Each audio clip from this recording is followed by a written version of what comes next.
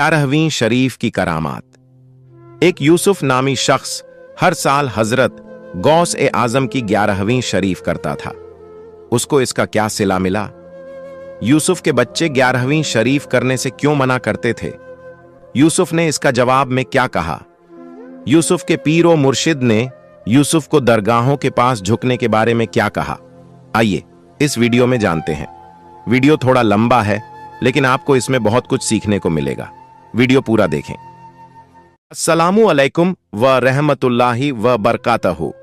मेरे प्यारे दोस्तों, आज की इस नूरानी महफिल में आपके सामने हम पेश कर रहे हैं एक गरीब आदमी का वाकया जो हजरत गौस-ए-आजम से बेपनाह मोहब्बत करता था। चलिए इस सच्चे वाकया की तरफ।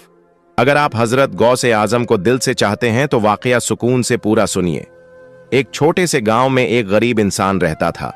उसका नाम यूसुफ था। गरीबी इतनी थी कि कभी रोटी मिलती, कभी सिर्फ पानी। मगर अजीब बात यह थी कि जब भी कोई उससे हाल पूछता तो वो यही कहता, मेरे पास दौलत नहीं, लेकिन मेरे दिल में गौस-ए-आजम की मोहब्बत है और यही मेरे लिए सबसे बड़ी नेमत है। उसका हाल देखने वाले लोग सोचते कि ये फकीरी में भी इतना रोशन चेहरा कैसे रखता है। असल में उसका ईमान और मोहब्बत इतनी सच्ची थी कि अल्लाह ताला ने उसके दिल को नूर से भर दिया था। हर साल जब 11वीं शरीफ आती तो वो चाहे उधार ले चाहे भूखा रहे, मगर कुछ न कुछ इंतजाम जरूर करता ताकि अपने पीर और मुर्शिद की नजर में शामिल हो सके। लोग कहते थे, यूसुफ तेरे पास तो खुद खाने को नहीं है, तू 11वीं कैसे करेगा? वो मुस्कुरा कर जवाब देता, जिसका दर हो गौस-ए-आजम का, उसका भूखा रहना भी इबादत बन जाता है। गांव के कुछ लोग ऐसे भी थे जो हजरत गौस-ए-आजम रहमतुल्लाह अलैहि को नहीं मानते थे। एक दिन उन्होंने यूसुफ से ताना मारते हुए कहा, अरे कैजर, तेरे पास तो खाने को भी नहीं है, फिर तू हर साल ये 11वीं क्यों करता है? नमाज सिर्फ अल्लाह के लिए है, फिर इन चीजों में पैसे क्यों बर्बाद करता है? यूसुफ ने मुस्कुराकर जवाब दिया, भाई गलत मत समझो, 11वीं करना पैसे बर्बाद करना नहीं है। 11वीं असल में मोहब्बत औलिया का इजहार है। हम फातिहा पढ़कर, गरीबों को खिलाकर, कुरान पाक की तिलावत करके अपने गौस-ए-आजम को याद करते हैं। क्या तुमने नहीं सुना कि जो औलिया से मोहब्बत करता है अल्लाह ताला उसका हश्र औलिया के साथ करता है, और जो अल्लाह के दोस्तों से प्यार करता है वो असल में अल्लाह से ही मोहब्बत करता है। यूसुफ आगे बोला, नमाज मैं सिर्फ अल्लाह के लिए पढ़ता हूं, लेकिन 11वीं इसलिए करता हूं कि अल्लाह के उस प्यारे बंदे को याद करूं जिसने हमें ईमान, इल्म और तसव्वुफ का रास्ता दिखाया। असल में 11वीं तो मोहब्बत का इजहार है, और मोहब्बत कभी बर्बादी नहीं होती। यूसुफ की एक बीवी थी, बानो। बेचारी दिन रात घर के काम करती, अपने बच्चों को संभालती, लेकिन अक्सर उसकी आंखें आंसुओं से भरी होती थीं। 2 छोटे छोटे बच्चे, बड़ा बेटा रहमत और छोटा बेटा अहमद। दोनों बच्चे बड़े नेक दिल के थे। वो अपने माँ बाप का बहुत एहतराम करते। गरीबी के बावजूद यूसुफ के दिल में एक जज्बा था, हर साल मैं अपने गौस-ए-आजम की 11वीं शरीफ जरूर करूंगा, चाहे मैं खुद भूखा रहूं, पर मेहमानों को खिलाऊंगा। ये मेरा ईमान है। एक दिन साल की 11वीं शरीफ आई। घर में एक दाना अनाज तक नहीं था। बीवी बानो रोकर बोली, यूसुफ, तुम हर साल 11वीं करते हो, लेकिन इस दफा तो हमारे घर में एक रोटी भी नहीं, बच्चे भी भूखे हैं, तुम कैसे मेहमानों को खिलाओगे? यूसुफ ने मुस्कुराकर जवाब दिया, बानो, यह काम मेरा नहीं है, यह काम गौस-ए-आजम का है। अगर मैं नीयत साफ रखूं तो अल्लाह जरूर असबाब बनाएगा। बानो चुप हो गई। उसने देखा कि उसके शौहर के चेहरे पर यकीन का नूर चमक रहा था। दिन ढल गया, रात होने लगी। दूसरी शाम 11वीं करनी थी। यूसुफ एक सूफी बुजुर्ग का मुरीद भी था। यूसुफ अपने पीर के पास गया, अपना हाल सुनाया और अपने पीर से कहा, अगर हजरत गौस-ए-आजम आज यहां होते तो मैं उन्हें लिपटकर रोता और उनसे माफी मांगता और उनसे कहता कि मैं आपकी 11वीं करने के भी काबिल नहीं हूं। और उससे भी बड़ी बात यह है कि लोग मुझसे कहते हैं, तुम दरगाह पर जाकर सजदा करते हो, सजदा तो सिर्फ अल्लाह ताला के लिए होता है। मैं समझ नहीं पाता, आप मुझे इसकी हकीकत समझाइए। पीर ने प्यार से मुस्कुराकर कहा, बेटा, तुम्हारा सवाल बहुत अच्छा है, इसका जवाब तो कुरान में ही मिलता है। जब अल्लाह ताला ने हजरत आदम अलैहिस्सलाम को अपने हाथों से बनाया तो उन्होंने सभी फरिश्तों को हुक्म दिया, मेरे बंदे आदम को सजदा करो। सभी फरिश्तों ने सजदा किया, लेकिन इब्लीस ने इनकार कर दिया। अल्लाह ताला ने उससे पूछा, ए इब्लीस, तुम्हें किस चीज ने रोका उस बंदे को सजदा करने से जिसे मैंने अपने हाथों से बनाया? क्या तुम घमंड कर रहे हो? इब्लीस ने घमंड से जवाब दिया, मैं उससे बेहतर हूं। आपने मुझे आग से बनाया और उसे मिट्टी से। फिर अल्लाह ताला ने फरमाया, निकल जा मेरी रहमत से, तू कयामत तक लानतशुदा रहेगा। पीर ने यूसुफ को समझाया, बेटा देखो, आदम अलैहिस्सलाम को सजदा करने का हुक्म अल्लाह ताला ने दिया था। सजदा असल में सिर्फ अल्लाह के लिए ही था, लेकिन इसके जरिए आदम अलैहिस्सलाम का सम्मान किया गया। यहां मकसद अल्लाह का हुक्म मानना था। पीर ने आगे बताया, जब अल्लाह ताला ने हजरत आदम अलैहिस्सलाम को पैदा किया और उनमें अपनी रूह फूंक दी तो फरिश्तों को हुक्म दिया गया कि उसे सजदा करें। यह इबादत और अल्लाह का हुक्म माना था। फस्जुदू ली आदम, आदम को सजदा करो। कुरान सूरह अल बकरह 34। फरिश्तों ने हजरत आदम अलैहिस्सलाम की पेशानी में एक नूर चमकता देखा। यह नूर असल में नूर मोहम्मदी सल्लल्लाहु अलैहि वसल्लम था, यानी हमारे आका मोहम्मद मुस्तफा सल्लल्लाहु अलैहि वसल्लम का नूर। फरिश्तों ने समझ लिया कि यह शख्स आदम अलैहिस्सलाम जरिया बनने वाला है उस नूर के ज़हूर का जो कायनात का असल मकसद है। सजदा असल में अल्लाह के हुक्म की इताअत था, मगर जरिया आदम अलैहिस्सलाम और उनकी पेशानी में चमकता हजरत मोहम्मद मुस्तफा सल्लल्लाहु अलैहि वसल्लम का नूर था। इसी वजह से सब फरिश्तों ने सजदा किया और मकबूल बने, लेकिन इब्लीस ने तकब्बुर किया और लानत का मुस्तहिक बना। इसका पैगाम यह है कि जो शख्स हजरत मोहम्मद मुस्तफा सल्लल्लाहु अलैहि वसल्लम के नूर की तज़ीम करता है वह मकबूल है, और जो उसका इनकार करता है वह इब्लीस की राह पर चल पड़ता है। मगर इज्जत और तज़ीम के लिए सूफी बुजुर्गों के आगे झुका जाता है। अगर तुम हर झुके हुए इंसान को देखो तो उसे सजदा नहीं कह सकते। अगर ऐसा देखो तो जो कोई बाप अपने प्यार से अपने बच्चे के पैर को चूम ले, अगर कोई नमाजी नमाज में मौज्जिन साहब के पीछे सजदा करते हैं तो वो शिर्क हो जाएगा। लेकिन नमाज में उनकी नीयत ये होती है कि हम अल्लाह के सामने सजदा कर रहे हैं। जब तुम नमाज में सजदे में जाते हो तो तुम्हारी नीयत ये होती है कि मैं अल्लाह के सामने सजदा कर रहा हूं। इसीलिए हम सजदे में जाकर ये पढ़ते हैं, सुबहाना रब्बियल अला। इसका मतलब ये है, पाक है मेरा रब जो सबसे बुलंद है। और जब हम दरगाह या अल्लाह के वली के सामने अपना सर झुकाते हैं, हमारी नीयत ये नहीं होती कि हम अल्लाह के सामने सजदा कर रहे हैं। हम उनके एहतराम में सर झुकाते हैं कि वो अल्लाह के वली हैं। हम उन्हें अल्लाह समझकर सर नहीं झुकाते। इब्लीस ने 6000 साल इबादत की थी। अल्लाह ने उसकी इबादत उसी के मुंह पर मार दी और उसे जन्नत से निकाल दिया। इबादत अपनी जगह जरूरी है, लेकिन इबादत का मकबूल होना मोहब्बत ए रसूल सल्लल्लाहु अलैहि वसल्लम और नूर ए मुस्तफ़ा सल्लल्लाहु अलैहि वसल्लम की ताज़ीम से जुड़ा है। अल्लाह ने खुद कुरान में फरमाया, और हमने तुम्हें या रसूलुल्लाह सल्लल्लाहु अलैहि वसल्लम रहमतुल लिल आलमीन बनाकर भेजा। सूरह अल अंबिया 107। मतलब सारी इबादत, सारी कायनात, सारी रहमत, सब कुछ नूर मोहम्मदी सल्लल्लाहु अलैहि वसल्लम की वजह से है। सुभान अल्लाह, यही वह नूर है जिसकी चमक से आदम अलैहिस्सलाम की पेशानी रोशन हुई। यही वह नूर है जिसके लिए फरिश्तों ने सजदा किया, और यही वह नूर है जो हर जमाने में वलियों के दिलों को रोशन करता आया है। वही नूर अल्लाह का है। अल्लाह ने अपने नूर से नूर मुस्तफ़ा सल्लल्लाहु अलैहि वसल्लम को बनाया और नबी के नूर से सारी कायनात को बनाई। जो इंसान अपनी नफ्स को यानी दुनिया की ख्वाहिशात को मिटा देता है, तब वो अपने अंदर के नूर को पहचान जाता है। तब वो इंसान अल्लाह का वली बन जाता है, यानी हजरत गौसे आजम बन जाता है। अल्लाह के दोस्त यानी औलिया ए किराम अपनी जान, अपना नफ्स और अपनी ख्वाहिशें अल्लाह के लिए कुर्बान कर देते हैं। फिर उनका उठना बैठना, उनका चलना फिरना सिर्फ अल्लाह की रजा के मुताबिक होता है। उनकी निगाहों में रहमत होती है, उनकी बातों में हिदायत होती है, और उनके दिलों में सिर्फ अल्लाह का नूर बसा होता है। वही नूर ए मोहम्मदी हजरत गौस ए आजम रहमतुल्लाह अलैह में है, हजरत ख्वाजा गरीब नवाज रहमतुल्लाह अलैह में है, और हर वली अल्लाह में है जो खुद को मिटाकर अल्लाह के नूर में मिल जाते हैं। उनका उठना बैठना, देखना सुनना सब अल्लाह के हुक्म से होता है। अगर कोई अल्लाह का वली कुछ कहता है तो वह अपनी मर्जी से नहीं बोलता, बल्कि जो अल्लाह उसे बुलवाता है वही वह बोलता है। मुरीद के चेहरे पर सुकून आया और उसने कहा, सरकार, अब मेरा शक दूर हो गया। असल में सजदा इबादत है और इबादत सिर्फ अल्लाह ताला के लिए है।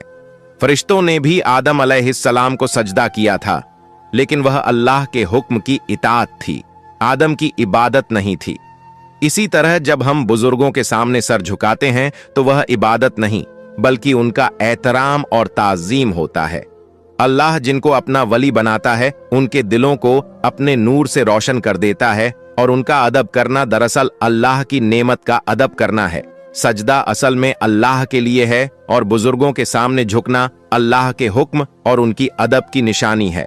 फिर यूसुफ ने अपने पीर को कदम बोसी किया और वापस अपने घर चला आया।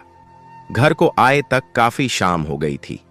यूसुफ घर के आंगन में बैठकर सोचने लगा, कल 11वीं है, पैसों का इंतजाम कहां से करूं। यूसुफ के पास एक बकरा था। यूसुफ के बच्चे उस बकरे से खूब प्यार करते, उसे चारा लाकर खिलाते, उसके साथ खेलते। अचानक वह बकरा चलता हुआ आया और यूसुफ के सामने बैठ गया। यूसुफ हैरान हो गया, अचानक ये बकरा आकर क्यों बैठ गया। वो बकरा यूसुफ की आंखों में देख रहा था जैसे वो उससे कुछ कहना चाहता हो। यूसुफ का दिल जोर जोर से धड़कने लगा। उसने सोचा, शायद ये मेरी थकान और गम का असर है, मगर बकरे की नजरें ऐसी थीं जैसे उसमें कोई राज छुपा हो। यूसुफ को बकरे के अंदर से आवाज आने लगी, ऐ यूसुफ, तुम क्यों परेशान हो रहे हो। उसने चारों तरफ देखा, कोई नजर नहीं आया, फिर भी आवाज साफ साफ सुनाई दी। यूसुफ ने कांपते हुए हाथ बकरे की पीठ पर रखा तो उसे एक अजीब सुकून महसूस हुआ। यूसुफ ये सुनते ही परेशान हो गया और कहने लगा, यह कैसे हो सकता है कि एक बेजुबान जानवर कैसे बोल सकता है। उस बकरे ने कहा, यूसुफ, डरो नहीं, यह सब अल्लाह की तरफ से है जो मैं बोल रहा हूं। यूसुफ की आंखों से आंसू बह निकले। उसने सोचा, अल्लाह के कामों में कैसी रहमतें छुपी होती हैं। बकरा रुका और धीरे से गर्दन झुका दी, जैसे वह खुद को अल्लाह की राह में कुर्बान करने के लिए तैयार हो। मुझे तुम बेच दो, मेरे अच्छे पैसे आएंगे। उसी पैसों से तुम हजरत गौस ए आजम की 11वीं करना। मैं अपने आप को खुशनसीब समझूंगा कि मैं गौस ए आजम रहमतुल्लाह अलैह की 11वीं में काम आया। मैं भी उनका एक गुलाम हूं। यह सुनते ही यूसुफ उस बकरे को पकड़कर खूब रोया। उसकी रग रग कांप रही थी। दिल में अजीब सा बोझ उतर आया। उसके रोने की आवाज सुनकर घर वाले उठ गए। सब वहां आ गए। यूसुफ की आंखें लाल हो चुकी थीं, होंठ कांप रहे थे। उससे उसकी बीवी बनू ने पूछा, क्या हुआ, क्यों रो रहे हो। यूसुफ ने सारा बात बताई, लेकिन घर वालों ने यकीन नहीं किया कि जानवर भी कभी बात करते हैं क्या। बनू ने थोड़ी देर चुप रहकर कहा, शायद इसमें कोई राज छुपा है, अल्लाह की तरफ से कोई निशानी। फिर बच्चों ने कहा, अब्बा जान, ये अल्लाह की मर्जी है, आप इस बकरे को बेच दीजिए, हम बाद में फिर नया बकरा लाएंगे। उन मासूम बच्चों की बातें सुनकर यूसुफ का दिल पिघल गया और उसकी आंखों से राहत के आंसू बह निकले। ये सुनते ही यूसुफ ने अपने बच्चों को गले लगा लिया और खुशी खुशी उस बकरे को ले जाकर बेच दिया। बकरे को बेचने के बाद उन पैसों से यूसुफ ने सबको खाना खिलाया। गौस ए आजम की बरकत से खाना बहुत मजे का बना था और अल्लाह ने उसमें बरकत भी दी। महफिल में मौजूद हर शख्स ने कहा कि ऐसा स्वाद और तृप्ति उन्होंने पहले कभी महसूस नहीं की। बच्चों से लेकर बुजुर्ग तक सबके चेहरों पर खुशी झलक रही थी।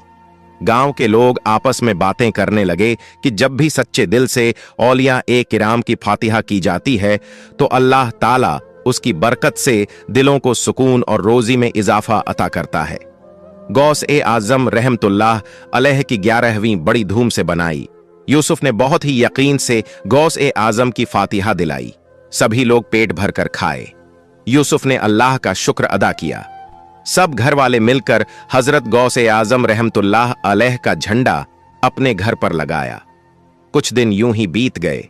अब यूसुफ के 2 बच्चे रहमत और अहमद अब काफी बड़े हो गए थे। वो अब बकरे भेजने का कारोबार करने लगे। इस कारोबार में अल्लाह ने खूब बरकत दी।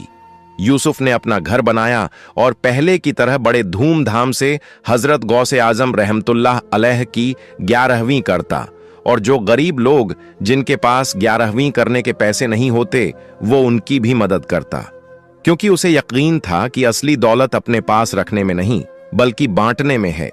यही तो हजरत गौसे आजम चाहते थे। जब भी किसी गरीब की आंखों में उम्मीद की चमक देखता तो उसका दिल और मुलायम हो जाता। हर एक गरीब को जब वो देखता तो उसे अपने पहले के हालात नजर आते। वो हर गरीब की मदद करता। कुछ दिनों बाद यूसुफ के पीरो मुर्शिद की तबीयत खराब रहने लगी। यूसुफ इतना अमीर होने के बावजूद भी अपने पीरो मुर्शिद का दामन नहीं छोड़ा, क्योंकि यूसुफ जानता था कि उसके लिए पीरो मुर्शिद की हैसियत क्या है। वो अक्सर उनके घर जाता और उनकी खिदमत करता।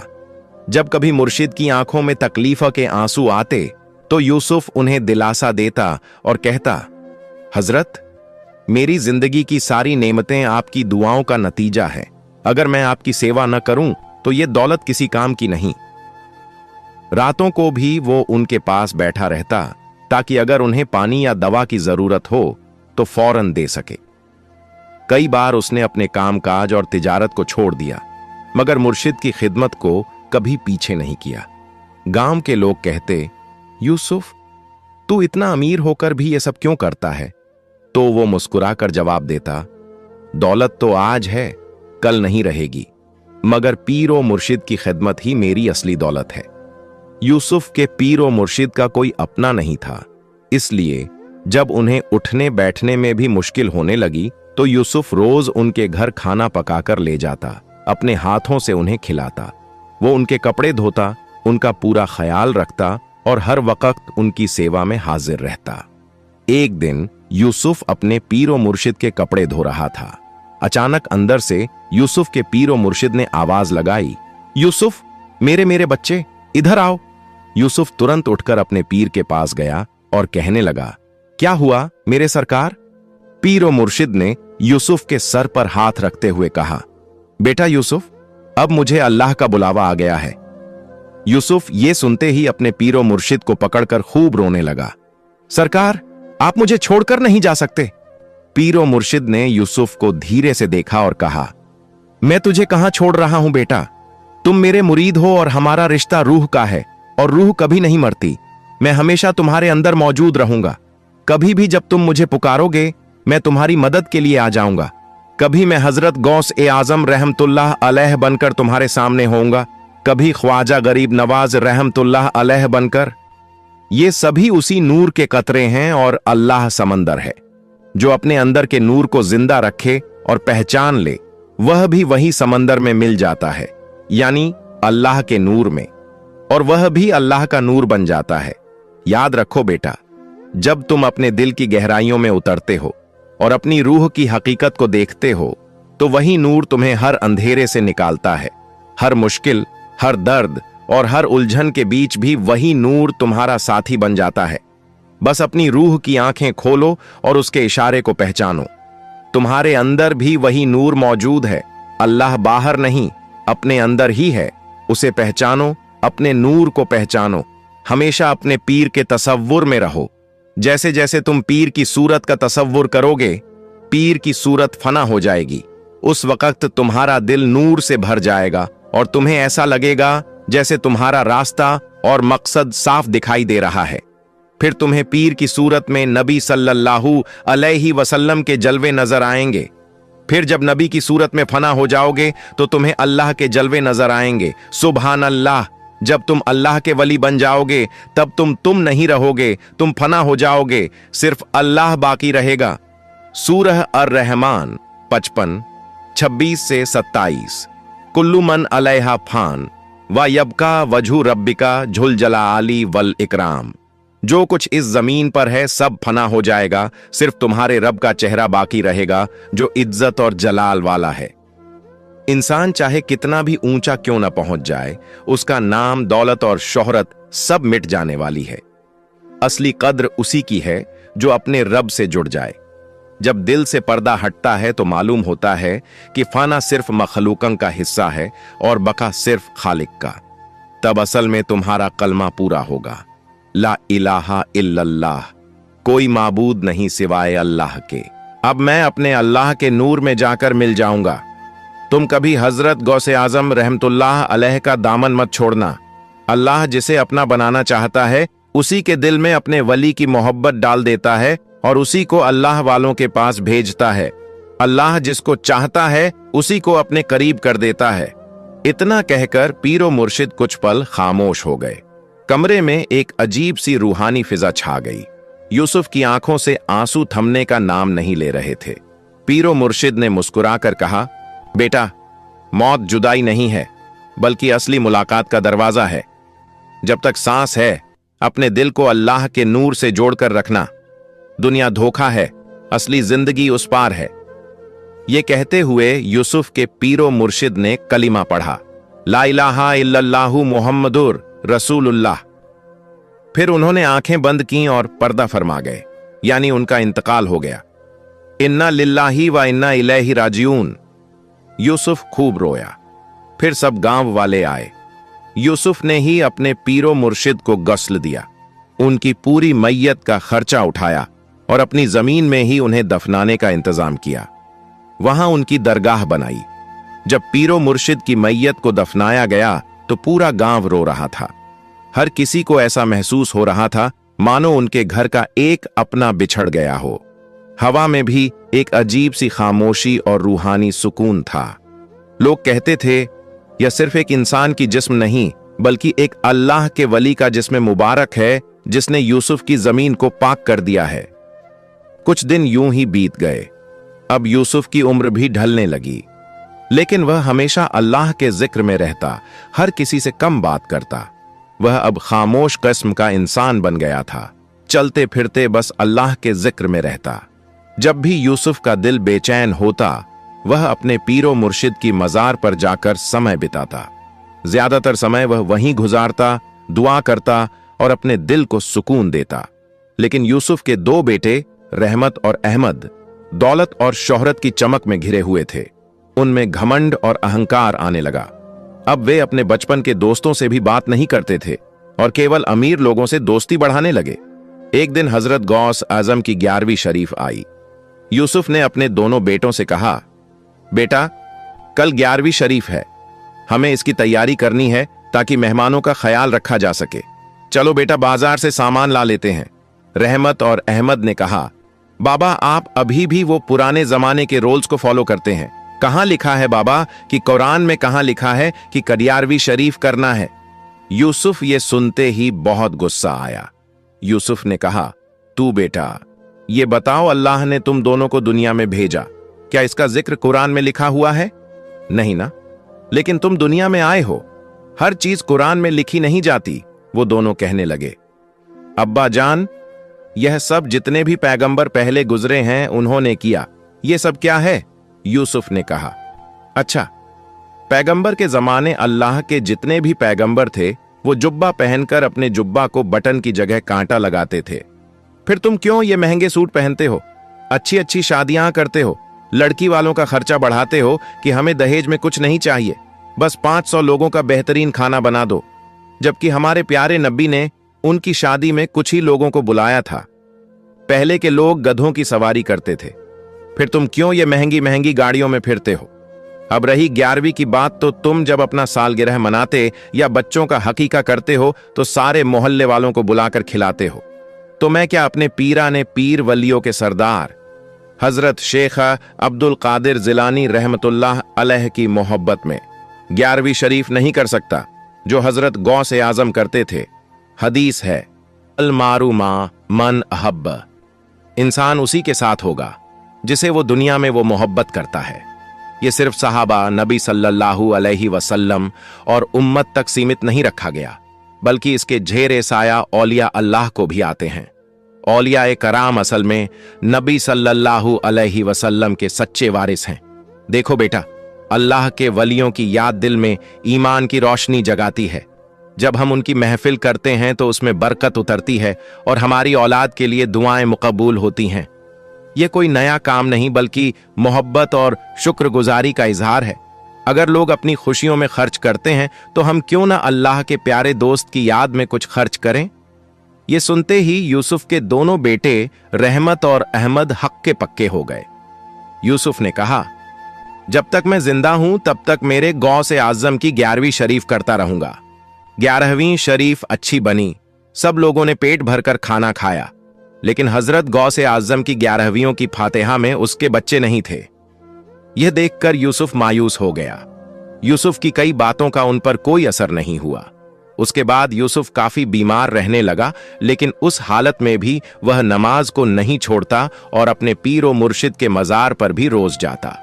हर नमाज में वह अपने बेटों के लिए दुआ करता, ऐ अल्लाह, तेरे प्यारे नब्बी के सदके में, हजरत गौस ए आजम के सदके में मेरे बेटों को सही रास्ता दिखा। यह कहकर वह दुआएं करता। दिन महीने गुजरते गुजरते फिर 11वीं शरीफ आई, मगर यूसुफ अब बहुत बीमार हो चुका था। उसका आखिरी समय आ गया था। उसने अपने बेटों को बुलाया और कहा, बेटे, मेरा जाने का वक्त आ गया है, मेरी एक आखिरी ख्वाहिश पूरी कर देना। रहमत और अहमद रोते हुए बोले, क्या बाबा जान, बोलिए। आज 11वीं शरीफ है, अगर मैं मर गया तो तुम किसी को मेरे मरने की खबर मत देना, वरना कोई खाना नहीं खाएगा। सब लोग 11वीं का खाना खाने के बाद ही मेरा जनाजा निकालना। यह कहकर यूसुफ ने अपने दोनों बेटों का हाथ पकड़ा, कलमे तैयब पढ़ा और उसी वक्त यूसुफ का इंतकाल हो गया। दो बेटों ने रोते हुए पढ़ा, इन्ना लिल्लाही व इन्ना इलाइही राजिऊन, और यूसुफ की आंखें बंद की। मैयत को अंदर के कमरे में लिटा दिया गया। किसी से कुछ नहीं कहा। सब लोग खाने के लिए आ गए। सब लोग पूछते, यूसुफ कहां हैं? लेकिन यूसुफ के बेटे कहते, अब्बा जान बाहर काम से गए हैं, आप खाना खा लीजिए। उतने में एक बुजुर्ग शख्स आए और रहमत व अहमद से मिले और कहा, यूसुफ कहां है? यूसुफ के बेटों ने वही जवाब दिया, काम से बाहर गए हैं, आप खाना खा लीजिए। मगर वो बुजुर्ग कहने लगे, जब तक मैं यूसुफ से नहीं मिलूंगा मैं खाना नहीं खाऊंगा। दोनों बेटों ने उस बुजुर्ग को बहुत समझाया, लेकिन वो नहीं माने। आखिरकार यूसुफ का बड़ा बेटा रहमत उस बुजुर्ग आदमी को बाजू पकड़कर अंदर ले गया और रोते हुए कहा, अब्बा जान का इंतकाल हो गया है, लेकिन उन्होंने मरने से पहले यह शर्त रखी है कि जब तक सब लोग खाना ना खा ले, किसी को मेरे मरने के बारे में कुछ मत बताना। उस बुजुर्ग आदमी ने कहा, मैं एक बार यूसुफ को देखना चाहता हूं, मुझे वहां ले चलो। दोनों बेटों ने उस बुजुर्ग को मैयत के पास ले गए। जैसे ही बुजुर्ग ने यूसुफ की मैयत को देखा तो वह बुजुर्ग ने कहा, यूसुफ चल उठ जा, मैं तेरे घर पर आया हूं और तू सो रहा है। इतना कहना था कि यूसुफ झट से उठ गया। यूसुफ के दो बेटे यह देखकर घबरा गए। जैसे ही यूसुफ उठकर बैठ गया, उसके दो बेटे रोते हुए अपने बाप के गले लग गए और जब पीछे मुड़कर देखा तो बुजुर्ग गायब हो गए। वह जरा सल हजरत शेख अब्दुल कादिर जिलानी रहमतुल्लाह अलैह थे, जो एक बुजुर्ग के रूप में आए थे। उस कमरे में एक अजीब सी रोशनी फैल गई, मानो आसमान से रहमतें बरस रही हों। यूसुफ और उसके बेटों के दिल कांप उठे, उनकी आंखों से अश्क बहने लगे। सबके दिलों में यह यकीन गया कि औलिया ए किराम वाकई अल्लाह के करम से अपने मुरीदों की मदद फरमाते हैं। यह देखकर यूसुफ के बेटे भी हैरान रह गए। उसी वक्त उन दोनों ने तौबा की और यूसुफ से कहा, बाबा जान, हम भटक गए थे, आज हमने यह करामत देखी तो परेशान हो गए। तब यूसुफ ने कहा, हजरत गौस ए आजम हमारी मदद के लिए हर शक्ल में आते हैं। हजरत गौस ए आजम रहमतुल्लाह अलैह ने फरमाया है, मेरे मुरीद अगर दुनिया के किसी कोने में भी हों, किसी मुश्किल में भी हों, अगर मेरे नाम लेकर पुकारेगा तो मैं जरूर उसकी मदद के लिए आऊंगा। सुभान अल्लाह।